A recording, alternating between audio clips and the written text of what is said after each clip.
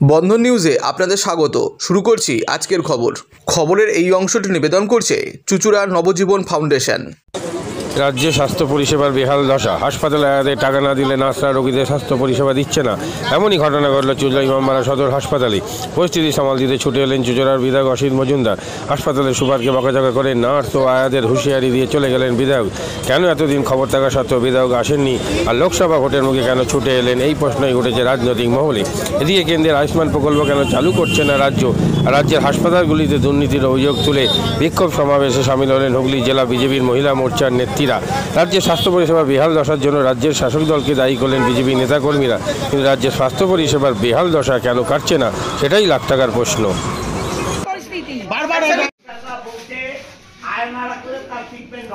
না, এই কথা বলিনি, এই কথা আপনাকে বলেছি আমি। আয়না রাখলে আছে বোতলটা, এবার আমাকে লাগাতে হবে তো। এমএলএ আসবেন বলে স্যালাইনটা না, আপনি শুনুন, আপনার পেটে ব্যথা, আমি জিজ্ঞেস করলাম তো পেটে ব্যথা কমে গেছে কিনা। আমি না কেন স্যালাইন লাগিয়ে দেবো তো, স্যালাইনটা হাওয়া খেয়ে গেছে বোতলটা, স্যালাইনটা বোতলটা হাওয়া খেয়ে গেছে। শুনুন দিদি, স্যালাইনের বোতলটা হাওয়া খেয়ে গেছে। স্যালাইনটা ছিল তো কমিয়ে দিয়েছি, ওই জন্য খুলে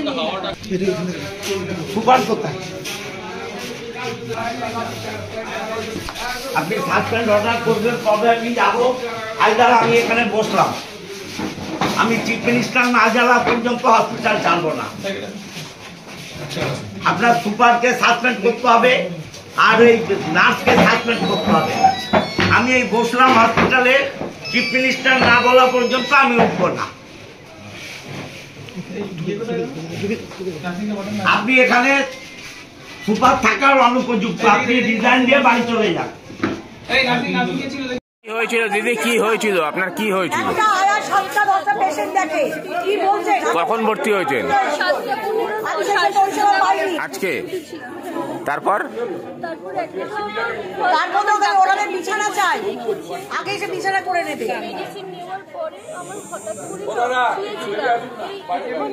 হঠাৎ করে কাপড়ে জ্বর আসে, তো এবার এসে বললেন তোমার তো জ্বর এসেছে, কাপড়ে হচ্ছে। তো আমি সিস্টারকে বললাম সিস্টার খুব কাপড়ে হচ্ছে, তো সিস্টার এসে বললেন যে স্যালাইন তো ইয়ে হয়ে যাচ্ছে।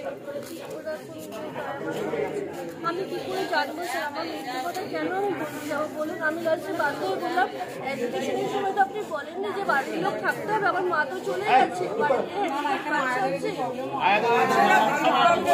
জানি না। তাহলে আপনারা যদি আয়া না রাখলে হবে, তাহলে আমি কালকে ডাক্তারকে বলবো আপনাদের যদি মানবিকতার খাতিরে, যদি যখন ওয়াশরুমে যাবো একটু যদি মানবিকতার খাতিরে যদি স্যালাইনের দইটা খুলে দেন তখন হবে।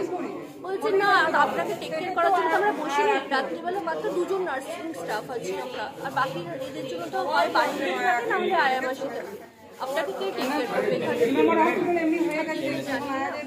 এটা বলে তারপরে এখন যদি এমএলএ আসতে শুনলেন, আমার যেহেতু আয়ার রাখেন তাই জন্য সিলিন্ডার। আপনি কি এমএলএ কে ডেকেছিলেন? মানে আপনার সঙ্গে এমএলএ কি সম্পর্ক? আমাদের 22 নম্বর ওয়ার্ডের উনি মানে এমএলএ, ঠিক আছে। আমরা বিপদে আপদে যখনই যেখানে বিপদে পড়ি আমরা ওনার কাছে যাই, উনি সব রকমভাবে আমাদেরকে সাহায্য করেন, বিপদে আপদে সব রকমভাবে। মানে আমাদের পাড়াতে মানে ওনার নামে জয় জয়কার করে, কারণ উনি বিপদে আপদে সব গরিব বলুন বড়লোক বলুন এমন নির্বিশেষে জনগণের স্বার্থে উনি আসেন আমাদের পাশে। কি মনে হয় আজকে আপনার জায়গায় অন্য কেউ থাকলে কি হতো? ওনার ক্ষেত্রেও উনি আসতেন না, অন্য কেউ থাকলে যদি এমএলএ এর সঙ্গে যোগাযোগ করতে না পারতো? আমার জায়গায় অন্য কেউ থাকলে যে এমএলএ এর সঙ্গে যোগাযোগ করতে পারতো না, যদি যোগাযোগ করতে না পারে তারা বাড়ির লোককে জানাতো, তারা আমাদের যারা নিকটবর্তী যারা জনপ্রতিনিধি, এমএলএ এর সঙ্গে যদি যোগাযোগ করতে না পারতো, আপনি পেরেছেন, তাহলে সেই পেশেন্টটার কি হতো? সেটা তো আমাদের চুঁচুড়া হসপিটালকে সেই কর্তৃপক্ষকে সেই দায়িত্ব নিতে হবে, যাতে কাউকে প্রয়োজন না পড়ে কাউকে কন্ট্যাক্ট করে, কারোর যদি প্রয়োজন না পড়ে। এবার এখানে যদি এরকম হয়, আমি যখন বলেছি হিউম্যানিটি গ্রাউন্ডে যদি আপনারা যদি একটু না দেখেন আমাদেরকে সবসময় কি রাখতে হবে, এটা যদি জানতাম, আমি তো জানি না। লাস্টে বাধ্য হয়ে বললাম তাহলে ম্যাডাম কালকে ডাক্তারবাবু আসলাম, তাহলে বন্ডে সাইন করে আমি তাহলে বাড়ি চলে যাবো ডিসচার্জ। এবার আমার বাড়ির পরিস্থিতি সেরকম নয়, ম্যাডাম জানি আমার বাড়ির পরিস্থিতি, আমার বাড়িতে একটা হ্যান্ডিক্যাপ বাচ্চা আছে, তো আমি ওরকম পরিস্থিতি। কজন আছেন বাড়িতে আপনারা, কজন? আমার বাড়িতে একটা হ্যান্ডিক্যাপ মেয়ে আছে 10 বছরের, 3.5 বছরের একটা ছেলে আছে, আর আমার বয়স্ক মা আছে 60 বছরের। আপনার হাজবেন্ড থাকেন না আপনার সঙ্গে? না, সেপারেশনে আছে। কি নাম আপনার দিদিভাই? সুমিতা সরকার। আর কি আয়া মাসিরাই বলেছে আপনাকে? সিস্টার বলেছে। সিস্টার বলেছেন, আয়া মাসি না থাকলে হবে না? আয়া মাসি ওখানে স্যালাইন খুলে দিয়েছিল। আর আমি যখন সিস্টারের নাম জিজ্ঞেস করলাম,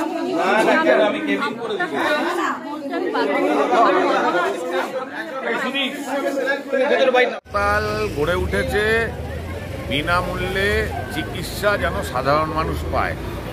সেখানে আজকের ডেটে দেখা যাচ্ছে যে সরকারি হাসপাতালে চিকিৎসা করতে গিয়ে সাধারণ মানুষকে কমসে কম দৈনিক 2000 টাকা 2500 টাকা পকেটে নিয়ে যেতে হচ্ছে। ন্যায্য মূল্যের ওষুধের দোকানে ওষুধ পাওয়া যাচ্ছে না। আর একটা নতুন করে যেটা আপনাকে আয়া রাখতেই হবে বাধ্যতামূলক, তার আবার দৈনিক 12 ঘন্টার মধ্যে তাকে 250 টাকা মতো তার হাতে তুলে দিতে হচ্ছে। তো এগুলো রাজ্য সরকারের নিজের দেখা উচিত। আয়া রাখতে হবে, স্বাভাবিক আছে, ঠিক আছে, আয়া রাখতে হবে, কিন্তু তাদের যে পাওনা গন্ডা আছে সেটা তো রাজ্য সরকার মিটাতেই পারে। সুতরাং এই দিকে রাজ্য সরকারের কোনো নজর নেই, কারণ বেসরকারি হাসপাতালগুলো চলবে কি করে যদি এদিকে নজর দেয়।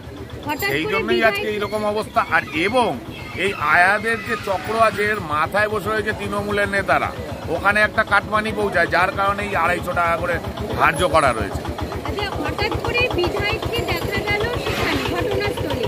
আগে বারবার এরকম ঘটনা অনেক হয়েছে, তখন বিধায়ককে দেখা যায়নি, আজ দেখা গেল। আরে বিধায়ক মহাশয় আইওয়াস করতে যায়। আজকে সামনে লোকসভা ভোট এসছে, ওনার স্বাদ জন্মেছে যে এই লোকসভা দিয়ে উনি তৃণমূলের হয়ে প্রতিদ্বন্দ্বিতা করবে। এই বিধায়ক ক্রমশ এই মেসেজ নিয়েই এগাচ্ছে, যার কারণে এইসব এই মানুষের কাছে একটা গিমিক দেখানোর জন্য উনি পৌঁছে যাচ্ছে। আজকে যে ধরনের নক্কারজনক ঘটনা এই ঘটছে হাসপাতালে, খাদ্য থেকে শুরু করে স্বাস্থ্য সব কিছুতে বেহাল দশা। চুচুড়া হাসপাতাল এমনি সেমনি হাসপাতাল না, আজকে একটা সদর হাসপাতাল। সারা জেলার মানুষ এখানে আসে বিনামূল্যে পরিষেবা পাওয়ার জন্য। সেই হাসপাতালে এরকম বেহাল দশা এবং সেই হাসপাতালকে কেন্দ্র করে যে হারে লুটপাট চলছে, এর দায় ওনাকে নিতেই হবে, কারণ শাসক দলের প্রতিনিধি উনি, ওনাকে নিতেই হবে এর দায়। উনি এই যে ফটকা পাবলিসিটি ওখানে নিতে পৌঁছেছে, এর আমরা তীব্র নিন্দা জানাই, ধিক্কার জানাই।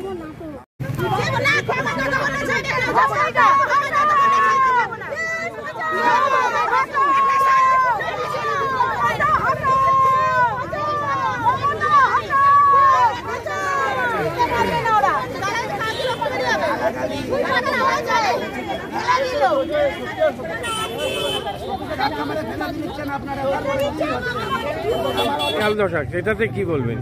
হাসপাতাল দেখুন পুরোপুরি ভাবে বেহাল দশা, এবং হাসপাতালের মধ্যে একটা সিন্ডিকেট চলছে, তৃণমূল সিন্ডিকেট। সেখানে অর্থ ছাড়া কেন্দ্রীয় প্রকল্প বলুন কোনো সুবিধাই কেউ পাবে না। সেইখানে শুধু অর্থ ডিলিং করলে পরেই আপনি পরিষেবা পাবেন, এবং হাসপাতালে ঢুকলে দেখবেন যে পরিষ্কার পরিচ্ছন্নতা কিছুই নেই, সবকিছুই তারা লুট। মানে যা ঢুকছে পরিষ্কার পরিচ্ছন্নতা, ব্লিচিং বলুন, ফিনাইল বলুন, সবকিছুই চুরি। তো ভেতরের ওষুধপত্র এবং রোগীদের ট্রিটমেন্ট কি করে আমরা আশা করব? আমরা কোনো কিছুই এই সরকারের নেতৃত্বে আশা করতে পারি না, যতদিন না এই সরকার এই রাজ্য থেকে উত্থান হবে এবং ভারতীয় জনতা পার্টি প্রতিষ্ঠিত হবে, ততদিন এই বাংলার কোনো কিছু পরিবর্তন হবে না। আয়ুষ্মান নিয়ে নামছে, তাহলে হাসপাতালগুলো বেহাল দশা, আপনাকে আন্দোলনে নামছেন না? না, আমরা নামছি তো, আমাদের নেমেছে কিছুদিন আগে হাসপাতালেও এই বেহাল দশা নিয়ে তো আমাদের আন্দোলন হয়েছে। এই আন্দোলন করতে দিতে চাইছেন না, এবং সেই নিয়ে আমাদের সঙ্গে ধস্তাধস্তি। আমাদের কিছু মেয়েকে কুৎসিত ভাষায় তারা কথা বলেছে, গায়ে হাত তুলেছে, ধাক্কা দিয়েছে।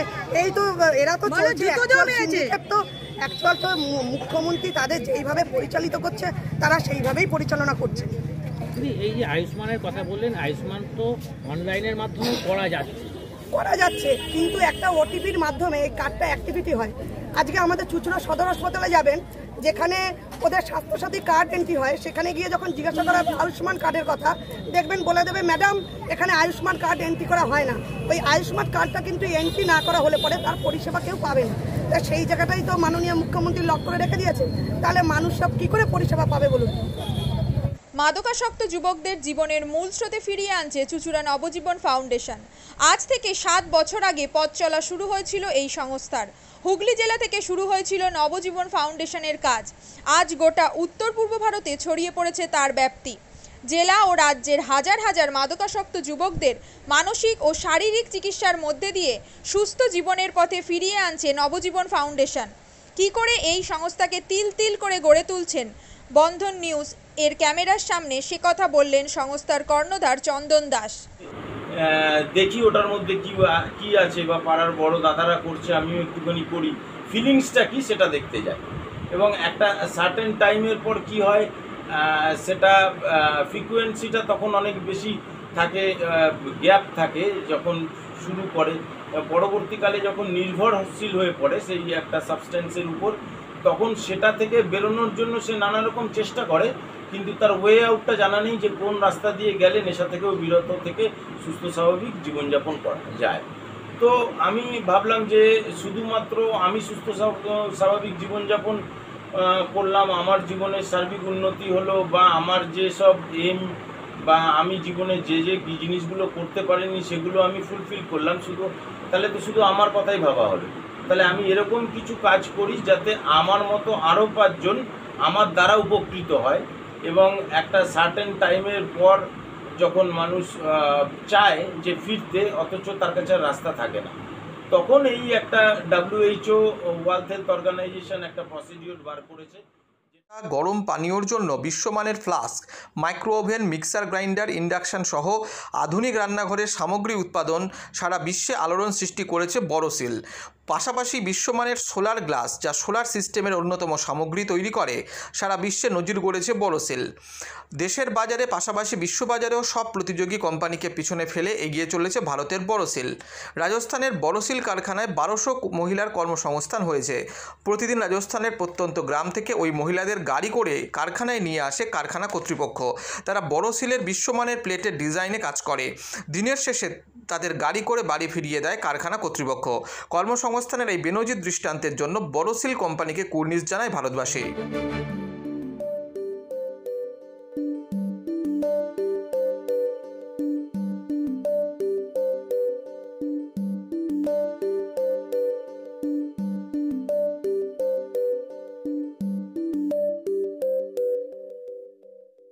At Borosil, our products touch our customers' lives in many ways. Our philosophy is simple: understand the evolving needs of our customers and deliver solutions to meet them.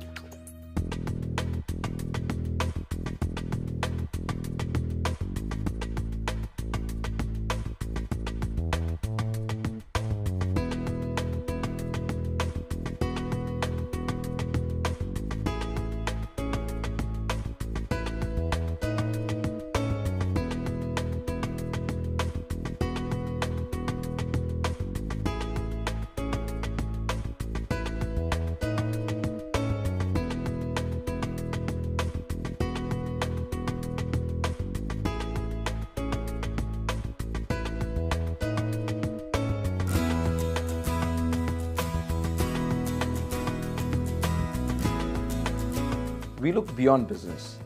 We promote green energy as well as provide healthcare and education for the underprivileged. In fact, this has been our heritage at Borosil.